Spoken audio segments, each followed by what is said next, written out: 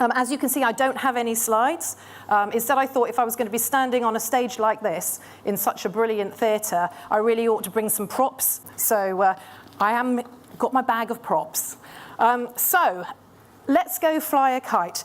As Stephen said, I am actually a journalist rather than, sorry, these are probably going to fall, there we go, journalist rather than a recruiter. So I want to take a slightly wider perspective today and look more at the disruption that is occurring out there and the impact that's having on change and on what your leaders need to do.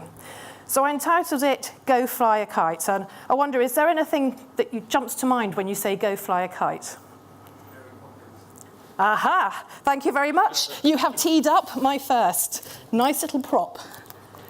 Mary Poppins. I did want to do the sort of umbrella and try and actually fly, but no, I couldn't do that. So Mary Poppins, and of course, if you're a big fan of the musicals like I am and Disney, you'll know Mary Poppins as an agent of change. And the reason I say that is because if you remember the story, you've got George Banks, the father, very rigid, the guy who always puts on his bowler hat, always puts on his suit, leaves the house on the clock every day, goes to work, doesn't really have any fun whatsoever. And then, of course, in comes Mary Poppins, the nanny with attitude, the change agent. And Mary Poppins gets to the point where at the end, and it was using the word slightly wrongly because, of course, it is let's go fly a kite, we've got this guy who never wants to change. I mean, he's the absolute typical employee who won't even move from the chair over there to the chair over there. He really does not like change. And by the end of it, he's out there on the heath flying a kite with a load of other city gents, laughing, having fun, and having a nice time with his suffragette, lovely lady wife, and his gorgeous children. And that's the sort of change, of course, that everyone thinks they're going to get when they start making changes in their business. They think, oh yeah, the employees are going to love it. The employees are just going to come with us. It's going to be really easy to make these changes. Now, of course, if you could do what we do with Mr. Banks, get someone who's really rigid and end up not only with somebody who is embracing change, but actually taking ownership of change, it's the perfect ending. But you could use go fly a kite in a different way, couldn't you? There's the old slang, you know, go fly a kite, hop it, will you? Get out of here. And I think a lot of businesses today have got that attitude, which is like, we're really worried about all this change that's happening around us. I mean, this disruption is something we've never dealt with before. And so they sort of want to put their heads in the sand like an ostrich. They just want to go and tell change to, let's get out of here, you know. And we know the stories here a lot. If you leave it too late, you've had it. You no longer can just sort of wait for things to happen to you. You've got to be out there actually looking at your business model before you think you need to look at your business model. And then neither of those was what I was really thinking about, actually. And somebody's alluded to the people I was thinking of earlier, actually, which was the Wright brothers, who, if you know the story, really wanted to manage to make a human fly. And everyone else, do you remember those lovely Leonardo da Vinci pictures with lots of like clever bits on it and all the science and everything? Well, the Wright brothers didn't do that. They used kites. And they went up and they tried different types of kites and saw which ones were flying better, which ones were the wind tunnel. I'm not an engineer here. I'm sure our Richard Brown from ARM could help me much more here. But they managed to find the right sort of way to approach designing an aeroplane by using kites. And the great thing about that was experimenting. And also, if it crashes down to earth, it's not going to cost you much money, is it? You just buy another kite. But experimentation is the key here, and I think that's one of the most important things that businesses and recruiters as well need to do. It's that old mantra of, you know, try, fail fast, make the mistake, and then learn from it. And the reason for this is we're living in what I call the precarious present. I know Bill's going to allude to this later, which is a time when there's a lot of anxiety. It's very difficult to know what to do. There's a feeling we're not in control. I mean, we've seen that obviously with Brexit and with Trump. People feel like they're standing on the sidelines and not really able to influence all this change that's going on ahead. And it makes people, it's difficult, there's difficulties to try and deal with that in work, people are feeling anxious. So I think we all know change is constant. the key thing here is what's different about this change. And it's the fact that it is so fast. I mean, the speed is bigger than, so much faster than anything we've come across. I mean, yes, we've had the other industrial revolution, digital revolution, etc. But now you can hardly look like a few weeks out, let alone a quarter or a year with your results. And a good example of this, I think, is does anyone know, have you heard of the Standard & Poor's index, the New York sort of top 500 index, financial index? Well, in the 1950s, how long do you think the lifespan of a company was? Check out some numbers. Gosh, you're very quiet. 20, okay. Actually 50. So the average company's lifespan back in the 1950s was 50 years.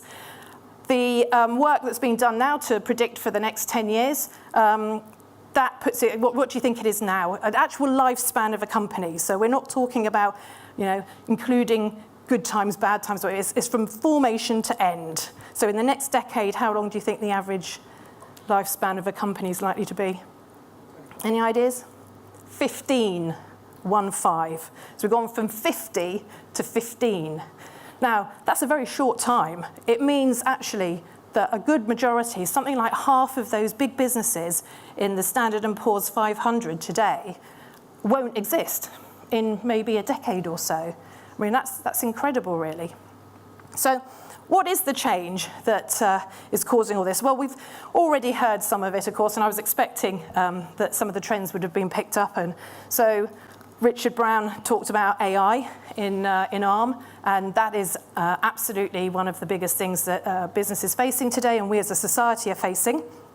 And robotics, machine learning, we've heard quite a lot about that. One thing that really struck me the other day that I heard, which I thought was quite amusing, was that Disney has tied up with Hanson Robotics. I don't know if you know Hanson Robotics, but they make really lifelike type of robots. And they're going to bring some of the Disney characters to life. So the guy who runs Hanson Robotics, David Hanson, he's talking about not only having the same emotional intelligence as humans, but actually he's trying to surpass human emotional intelligence with his robots. I mean, what that means, I'm not quite sure, but it sounds quite interesting and a bit scary. And I'm sure they don't know yet. I'm a big Disney fan myself. I'm not sure which one of I'd like my Mary Poppins, but maybe I'd like a little piglet or something. I'm not quite sure, but I can just feel sorry for any of the dads out there because, can you imagine if the first one they make is Elsa from Frozen? I mean, you thought it was bad when your little darling came up to you and said that you need she needs a new iPhone. Now you're going to be having can you buy me Elsa, please? This life-size robot that's emotionally intelligent and costs a huge amount. Yeah, get those wallets ready, boys. So obviously there's that change. Another big change, which is something people never often think about the implications to their own business, but is the whole thing that we can create what we want now. And it's called additive manufacturing. If you've heard that phrase, we would more likely know it as 3D printing. So we're towards the end of the day, and I want to get you a bit more G'd up, ready for the drinks in a minute. I'm going to give you some products, and I want you to tell me whether you think they are likely to have been 3D printed yet or not. So let's go for food. 3D printed food. You get home, you sort of put in your stuff, and you end up with your food through a 3D printer. Any ideas? Likely? Not likely? Yep, you're right, of course. There it is. If you can see it, I'm not sure if you can. This is made with a Foodini. You basically get pre-prepared ingredients and then put it into your 3D printer, and out comes your restaurant quality food. Well, that's what the promotion says anyway. But anyway, 3D printed food. How about clothing? 3D printed clothing. Girls, want to fancy that? Just, getting the latest fashion and doing it? Yeah, of course, you're right. I should have one here. The bikini. I chose to do that picture rather than the lady wearing it. This is the first item of clothing in the world. It's called the N12. It's the first one that's entirely made with a 3D printer, made from nylon, And apparently, not only is nylon really waterproof, but when you go into the sea, it actually makes it more comfortable, this bikini. There we go, there we go. I'm sure you'll have all have heard, so I won't ask you, because you will all have seen the ear, won't you? The ear that's been 3D printed.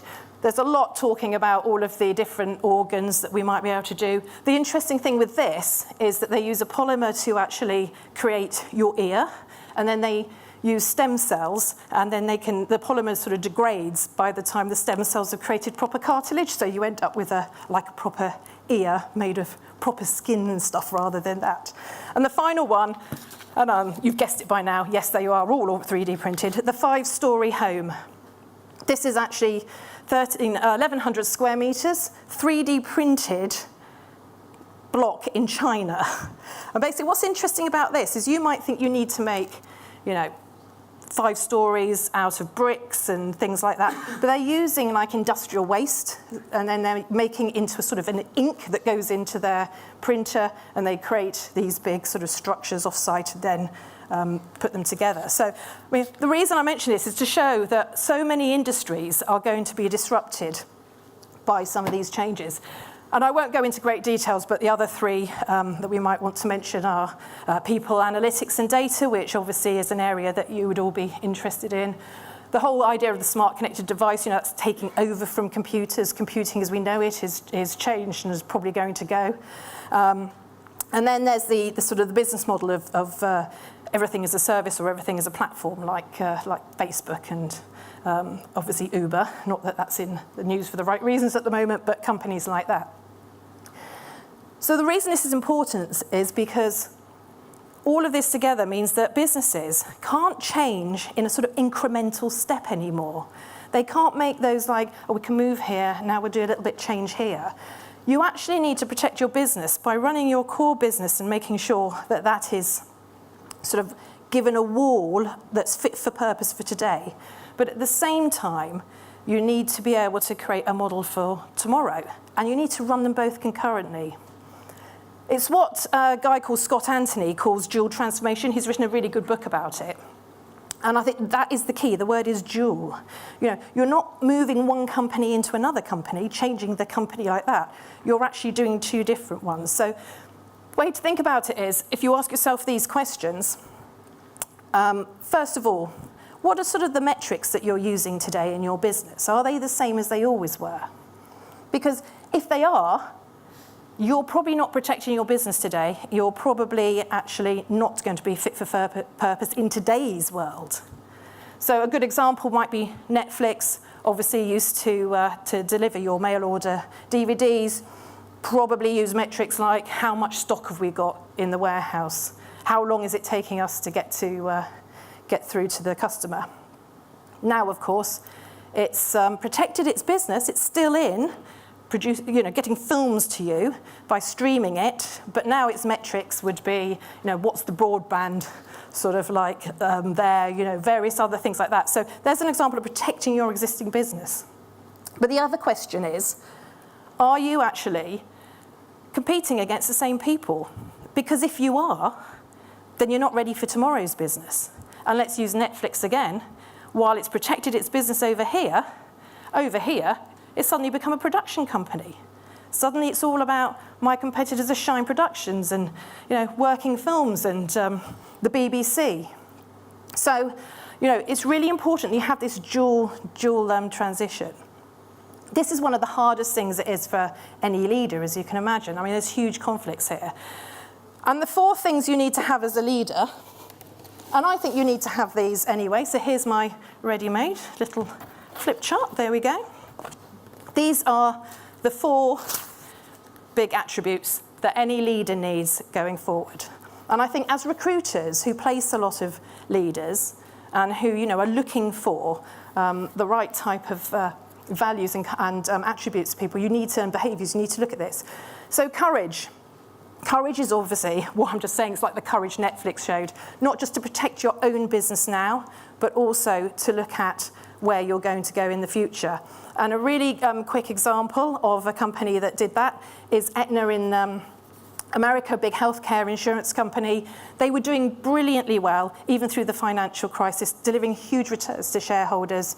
And then they basically, new CEO came in, said, yeah, fine, but health insurance is going to go. So he completely re-engineered the business by buying up technology companies that were going to help doctors and physicians and hospitals do preventative medicine, which would mean no need for health insurance. But at the same time, he just turned the existing business towards consumers, so made it about consumers, rather than employee benefits people. So courage, clarity, quite easy, obviously having a good vision. Curiosity, like our Wright brothers, that idea of experimenting and trying with it. And just to finish, conviction, and that's the most important thing, because it's difficult to do this. Your leaders will be going, well, how do I prioritize investment there? Do I need to prioritize investment here, which is going to give shareholder returns straight away? You know, so big questions there. But those are the four great things you need.